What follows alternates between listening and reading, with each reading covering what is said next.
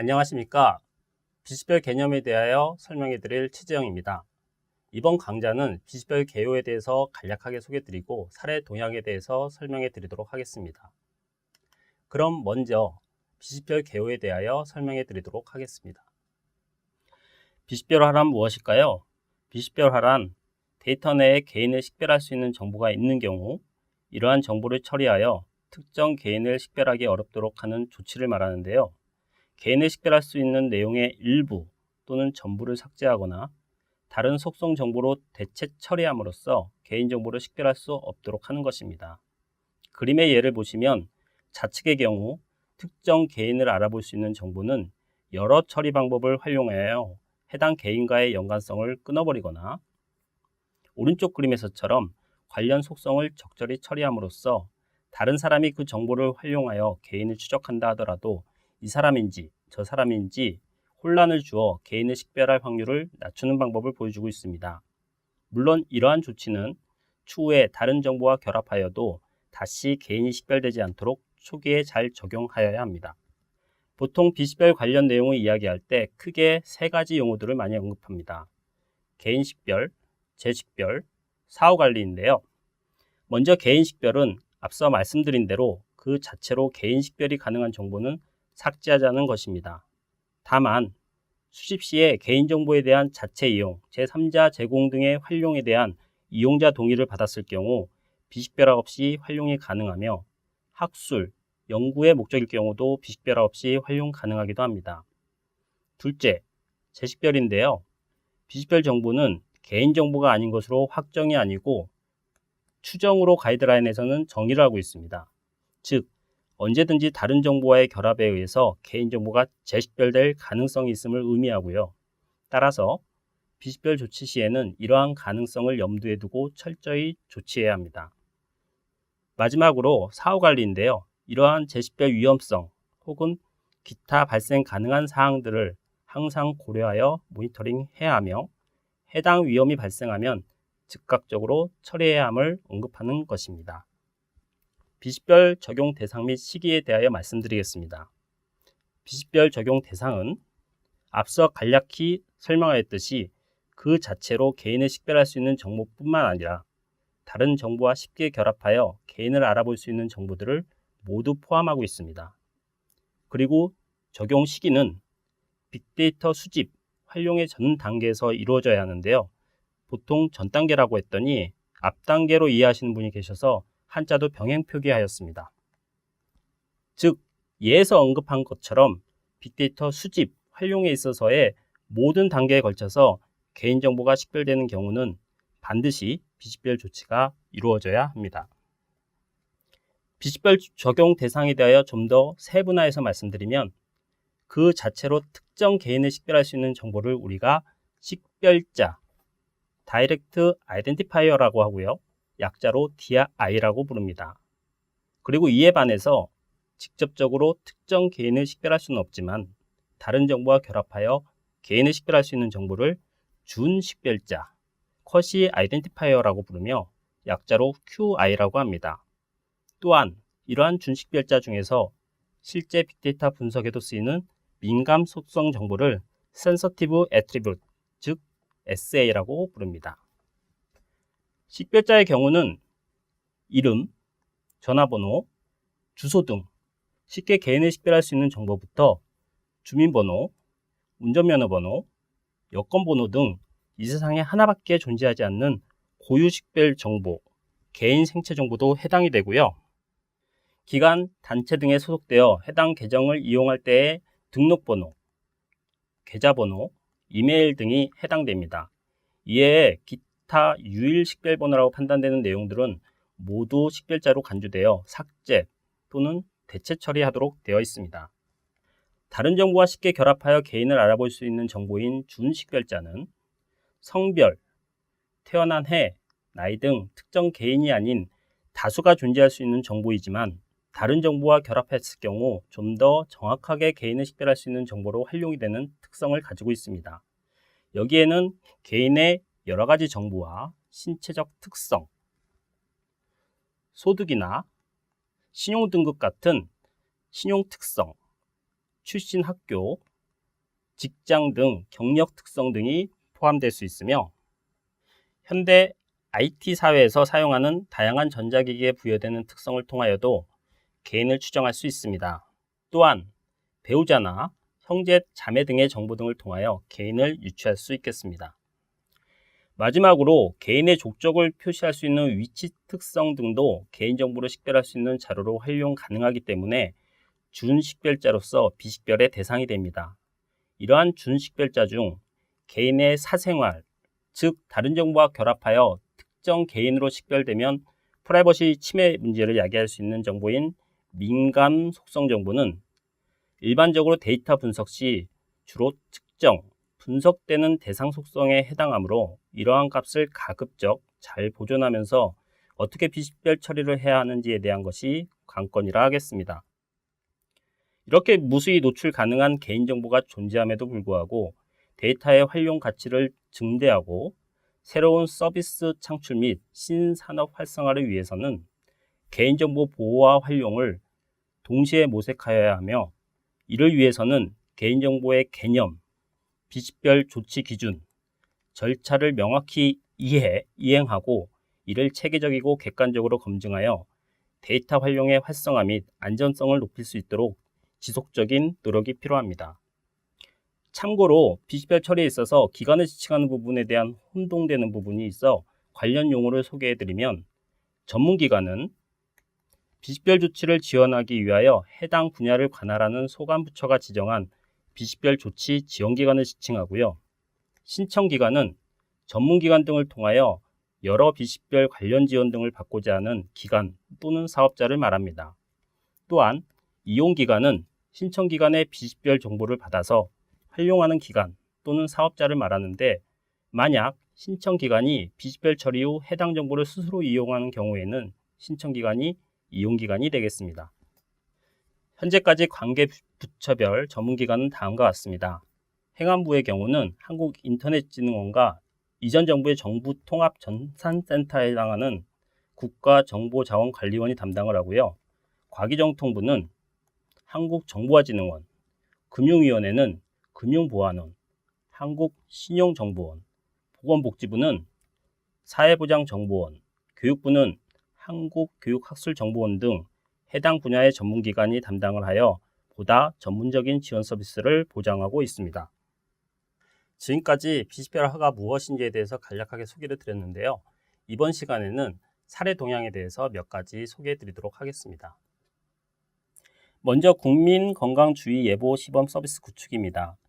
국민건강보험공단이 주관하고 다음소프트가 참여한 정보화진흥원의 시범사업이었는데요. 주요 유행성 질병에 대한 건강보험 정보와 소셜미디어 정보를 융합하여 주요 질병의 위험을 모니터링하고 이러한 질병의 지역별, 연령별 위험도를 분석하며 질병 관련 진료 동향은 어떠한지, 소설 동향은 어떠한지를 분석하여 정보를 제공하는 질병 예측 모델 개발입니다. 이를 위하여 수집된 정보 내에 주민번호, 연령, 주소, 요양기관 기호, 소득, 민감상병 등 비식별 조치가 필요한 정보들이 포함되어 있었고요. 몇 가지 비식별 처리 예를 간략하게 소개해드리면 예제에서 보는 바와 같이 요양기관의 경우 8자리의 요양기관 기호를 1, 2, 3, 4, 5, 6과 같이 6자리의 대체 코드로 가명 처리를 하였고요. 주민번호는 삭제 처리하였으며 주소의 경우 부분 삭제를 통하여 개인 주소를 지역으로 일반하여 지역 단위로 처리하였습니다. 연령의 경우 5살 단위로 구간화하여 18계층 구간으로 나누었고 이를 통하여 예제에서처럼 53세는 12번째 구간으로 표기하였습니다. 소득은 보험료 분위를 20분위로 균등 분할하였으며 이러한 경우 103,530원은 14분위에 해당되겠습니다. 공단에서 규정한 민감 상병의 경우에는 상병 기호의 대분류만 표시하고 세부 분류는 에스터리스크 등의 특수 기호를 사용하여 마스킹 처리함으로써 전체 상병 기호를 표시하지 않았습니다. 이상 국민건강주의 예보 시범 서비스 구축에서의 몇 가지 비식별 일반 기법에 대한 예를 소개해 드렸습니다. 또 다른 예는 보건의료 빅데이터 활용 시범 사업인데요. 서울의 아산병원이 주관하고 한국전자통신연구원, 테크아이, 한국마이크로소프트 등이 참여한 사업입니다. 병원 내부의 정보와 포털, SNS, 질병관리본부, 국가수 등의 외부 정보를 매시업하여 인플루엔자 유행 예측 서비스, 심실 부정맥 예측 서비스, 입원 병상 배정 최적화 서비스, 신종 마약류 인지 감시 서비스 등을 제공하는 보건의료 활용 서비스를 개발하는 것입니다. 이 사업도 수집 과정에서 화면에 보시는 바와 같이 성명에서부터 바이오 정보, 회원 계정 등 다양한 개인정보가 포함이 되었고요. 이를 처리하는 비식별 과정 중 간략한 몇 가지만을 소개드리자면 환자 번호는 임의로 생성된 8자리 번호로 제치하였으며 성명과 주소는 삭제 혹은 애스터리스크로 마스킹 처리하였습니다. 세 번째로 서울시가 KT와 함께 진행한 심야버스 노선 정책 지원 사업입니다. 이는 KT의 통신호 정보, 서울시가 보유하고 있는 지도정보 데이터와 분석 기술을 활용하여 심야 시간대에 서울 시민들이 활용하게 될 심야버스 노선을 수립하고 지원했던 내용인데요. 심야에 KT의 통신콜을 통하여 유동인구를 파악하고 해당 지역과 청구지 주소, 즉 기갈 곳을 파악 분석하여 버스 노선을 분석한 예입니다. 이 과정에서 연령, 청구지 주소 등의 개인정보가 식별되었고요. 하지만 화면에 보는 예제와 같이 통계 처리 정도만을 위하여 개인정보에 가까운 데이터인 연령대 같은 경우는 1km 헥사곤 형태로 가공 및 통계 처리하였고, 마찬가지로 청구지 주소도 우편번호를 헥사곤에 매핑하여 개인 주소 위치 파악 없이 통계적으로 해결하였습니다. 다음은 빅데이터의 점포평가 서비스 활용 예입니다. 약 1억 건의 상가업소 데이터, 6억 건의 카드 사용 트래픽 데이터, 최근 3년간 점포 개폐업 이력을 기반으로 점포별 추정 매출, 입지, 상권을 평가하는 서비스입니다. 점포를 평가하기 위하여 당연히 업소명, 업소 연락처, 매출액 등의 식별 정보 및 민감 정보가 포함되었고요. 매출액의 경우 범죄화를 통하여 구간 단위 추정 매출로 환산을 하였고, 이를 업소수로 나누어 지역별 매출액을 통계 처리하였습니다. 업소명의 경우 식별번호로 대체 처리를 하거나 화면의 예와 같이 300만 개의 업소를 1,500개의 업종으로 범죄화를 시켰습니다. 또한 업소 전화번호가 핸드폰일 경우 마스킹 처리하여 개인정보의 노출을 방지하였습니다. 지금까지는 하나의 데이터에 대한 빅데이터 활용 및 해당 비식별 조치에 대한 예제였는데요. 지금 소개드릴 내용은 두 개의 기관이 각자 보유하고 있는 데이터를 결합하여 새로운 정보를 창출한 예입니다. 먼저 소비 성향에 따른 구매 상품의 연관성 분석을 위한 데이터 결합 예입니다. C사의 카드 사용 데이터와 D사의 구매 고객 데이터를 결합하기 위하여 특정 성향의 고객을 대상으로 양사가 공동으로 프로모션을 진행한 내용인데요. 이를 위하여 두 신청기관의 데이터를 결합하고자 각각의 데이터를 비식별하고 적성성 평가를 한 후 이를 지원기관에 보내 결합을 진행하게 됩니다. C사의 경우 매출, 소득, 결제 이력, 소비 성향 추정 지수 등 회원 데이터와 D사의 회원 정보, 구매 상품 이력, 구매 경로 등의 구매 데이터가 제공되어 약 5,200여 건의 고객 데이터가 결합되었습니다. 이 결과는 신규 고객 유치 및 프로모션, 상품 구성 등의 마케팅 전략에 활용됩니다. C사의 비식별의 예인데요.